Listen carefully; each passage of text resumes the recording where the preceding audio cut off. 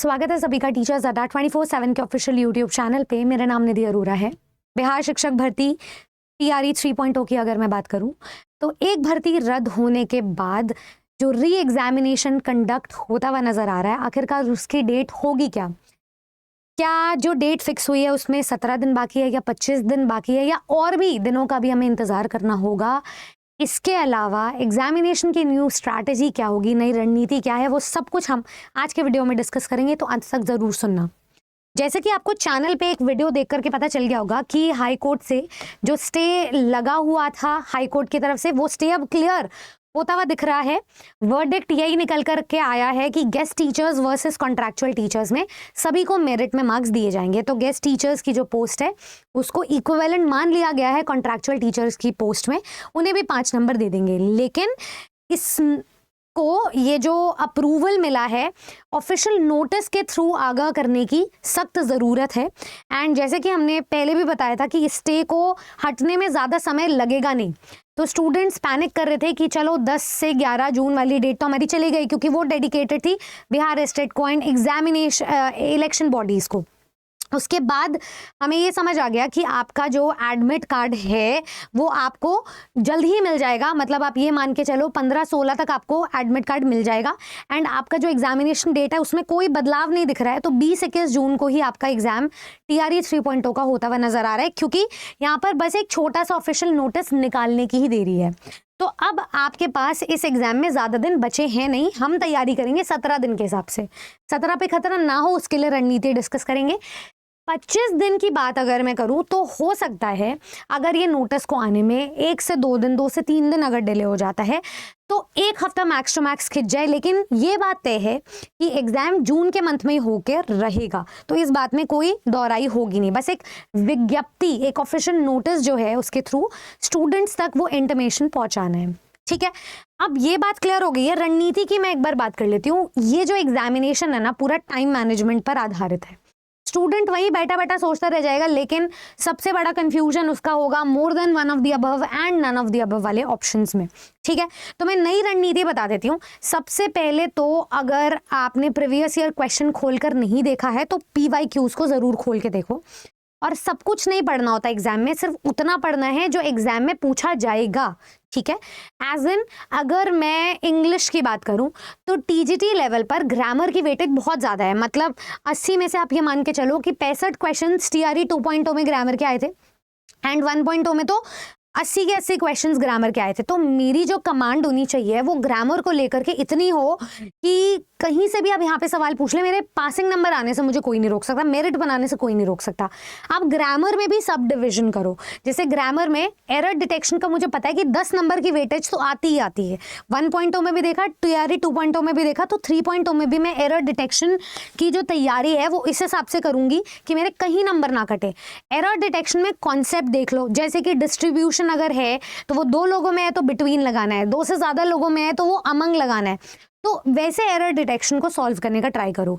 अब इसके लिए पार्ट्स ऑफ स्पीच की थरो नॉलेज एंड उसका कॉम्प्रिहेंशन क्लियर होना चाहिए। इसका मतलब ये कि नाउन से संबंधित आपको 100% थॉट्स की क्लैरिटी एंड जो मास्टरी है उस टॉपिक की वो होनी चाहिए। Pronouns, adjectives, verbs, adverbs, prepositions and conjunctions, ये पार्ट्स आपके क्लियर होने चाहिए। इनको बार बार रिवाइज और री रिवाइज करो। मेक श्योर करो जो भी आप टॉपिक पकड़ रहे हो उसको रेपिटेटिव पैटर्न प्रैक्टिस के साथ मेहनत करो। ट्राई ये मत करो कि अब नए टाइप का क्वेश्चन करेंगे, ट्राई ये करो कि पुराने टाइप के क्वेश्चंस को और मैं कितना पक्का कर पाया, कितना रिटेन कर पाया। यहाँ से जितने पॉसिबल क्वेश्चंस बन सकते हैं क्या मेरे वो क्लियर है। एक टॉपिक के अम्ब्रेला को कवर करते हुए चलो।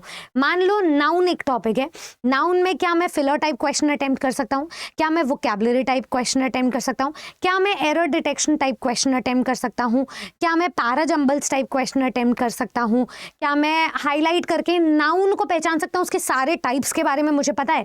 तो एक टॉपिक को इतना इन डेप्थ पढ़ो कि वहां से जो भी 1.0 एंड 2.0 में क्वेश्चन संभवतः पूछे गए थे वो मेरे क्लियर हो। अब स्टूडेंट को नाउन टॉपिक सुनने में इतना अजीब और फेमिलियर लग रहा है, लेकिन TRE 3.0 में 6 to 8 वाला जो एग्जाम हुआ था वो एक प्रूफ है कि नाउन जैसा टॉपिक भी बहुत ज़्यादा प्रॉब्लमैटिक जो है हमारे लिए डिस्कस हो सकता है, क्योंकि कलेक्टिव नाउन एक टॉपिक है जिसमें आप कितने ही कलेक्टिव नाउन याद कर लो, a school of fish, a swarm of bees, a colony of क्या होता है, अ फ्लॉक ऑफ बर्ड्स होता है, अ फ्लॉक ऑफ शिप होता है या शीप होता है, अ फ्लीट ऑफ क्या होता है। तो वो सारी चीज़ आप कितना ही याद कर लो, बहुत सारी कंफ्यूजन क्रिएट करता है। तो उसका टैब्यूलर फॉर्म मेरे पास है, आप उस टेबल को अच्छे से तैयारी करो, रिवाइज, री रिवाइज, पैटर्न, प्रैक्टिस, रिवीजन।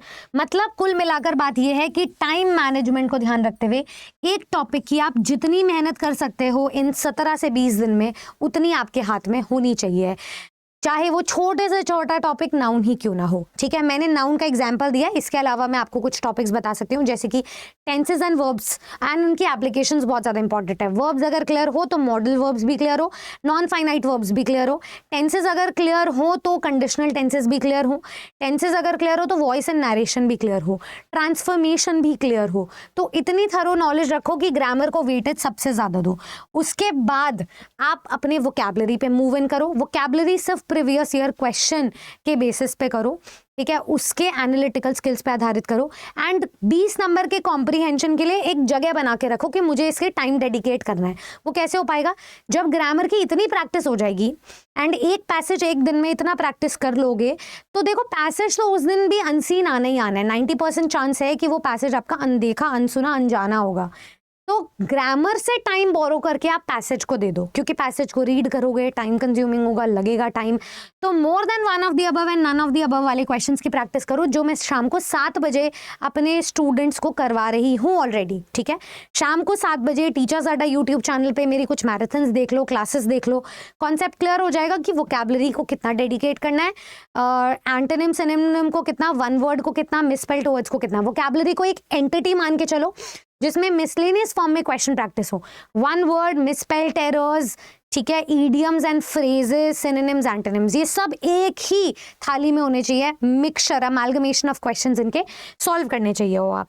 साथ में मैं आपको बता देती हूँ कि अपना डिवीजन रखो कि कैसे मेरी मेरिट बन पाएगी, मेरी मेरिट बन पाएगी। ठीक है, जैसे सब्जेक्ट में अगर मैं बात करूँ तो वोकैब, कॉम्प्रिहेंशन, ग्रामर, तीनों को वेटेज दे के चलना है। उसके बाद समय बचेगा तो लिटरेचर पे जाना। अगर मैं जनरल की बात करूं तो इसमें से आपके इन 6 में से मान लो कोई 2 से 3 डोमेन्स जो हैं आपके पक्के हो जाएं एंड कोई 2 से 3 का एवरेज हो जाए। जैसे जीके तो कहीं से भी पूछा जा सकता है, बट अगर मुझे शॉर्ट वो क्वेश्चंस क्लियर हो कि यहाँ से पूछे जा रहे हैं, इस ओलंपिक से क्वेश्चन पूछे जा रहे हैं, इस अवार्ड से क्वेश्चन पूछे जा रहे हैं, मैं बार बार उसकी प्रैक्टिस करूंगी, तो मैं अपने लिए एक स्पेस बना रही हूँ कि यहाँ से मेरा पेपर निकल जाएगा। अगर मैं लैंग्वेज की बात करूँ तो TRE 3.0 जो भर्ती रद्द हो गई थी उसमें इंग्लिश ग्रामर से सवाल आए थे, जो कि आज तक हुआ नहीं है।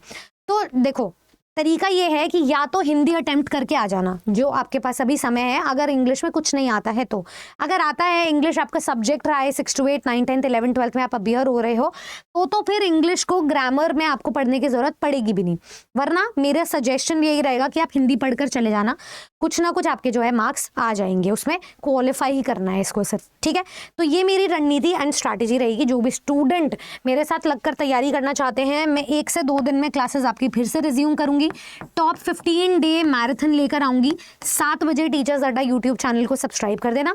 नीचे एक वीडियो अटैच कर दूंगी मैं, जिससे कि आप मेरी प्लेलिस्ट एंड फिर रेगुलर क्लासेस में पहुंच जाओ। All the very best, thank you so much.